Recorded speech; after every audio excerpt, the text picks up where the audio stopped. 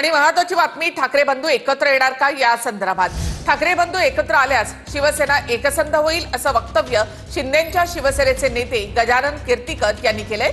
दोन्ही ठाकरे बंधूंसोबत शिंदेंनी सुद्धा एकत्र येणं गरजेचं आहे असं मोठं वक्तव्य सुद्धा त्यांनी केलं।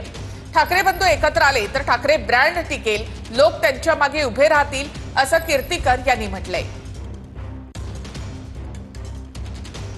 बंधू मधलं जे आहे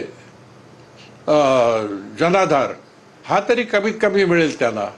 एकनाथ शिंदेला त्यांना भाजपबरोबर लढायचं आहे, कारण एकनाथ शिंदेची शिवसेना ही भाजप प्रणित आहे, उद्धवची आतापर्यंत शिवसेना ही काँग्रेस प्रणित आहे।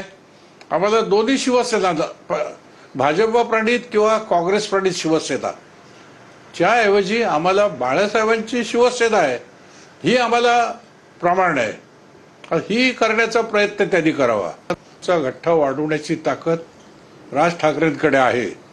कदाचित त्यांच्या भाषणामुळे उमेदवार निवडून येत नसतील, पण मताचा जो गठ्ठा आहे, मतपरिवर्तन जे आहे ते मतपरिवर्तन करण्याची ताकद राज ठाकरेंकडे आहे।